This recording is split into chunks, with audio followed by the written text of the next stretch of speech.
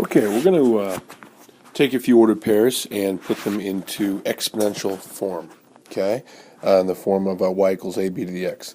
Let's say, for example, we have a 2 and a 1, and we have a 6 and, I don't know, let's just say a 3. Okay, so to begin, we're going to start off by saying y equals ab to the x, and I know that's the form that I am searching for, okay? So what I'm going to do is rewrite this, okay? So I'm going to say 3, which is in the y position, equals ab to the 6th. Then I'm going to say 1 is equal ab squared. Now, this is really a system, but it's a system that has exponents, so I have to treat it a little bit differently. When I divide it, the numbers simply maintain a ratio, okay? A divided by a is 1. And then I have to remember when I divide exponents, I'm really subtracting, when I divide powers, I'm subtracting their exponents numerator down. So 6 take away 2 is 4. So I have b to the 4th. Now, I am just going to take the 4th root of b to the 4th. And I'm halfway done. I have y equals a, b to the x, and we're going to say b is equal now to the 4th root of 3. Okay? So give me 1 second. Let me erase all this stuff here.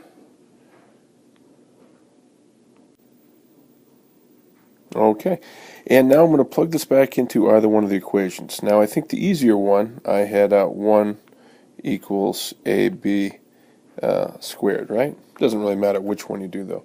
So if I take this b value here and I put it right here, I now have 1 equals a times b, which is the 4th root of 3, and now it's going to be squared, right?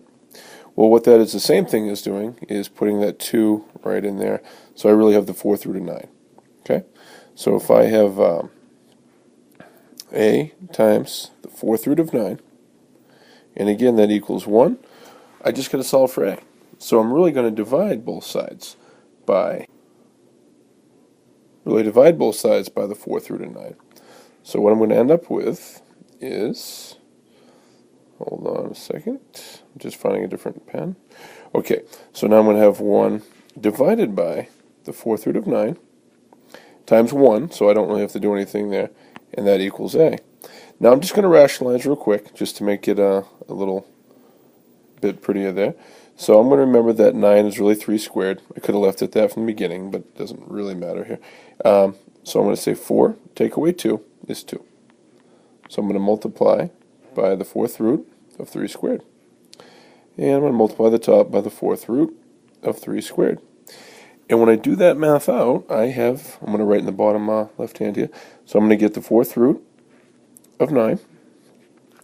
And notice in the bottom it gives me the 4th root of 3 to the 4th now, right? Well, by the magic of that property, we get that. So I now have the 4th root of 9 all over 3. I'm going to check the decimal equivalents here in just a second.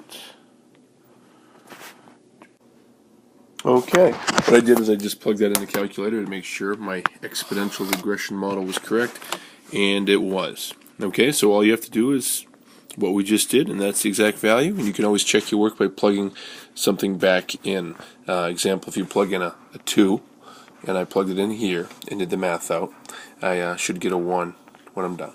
Okay, good job.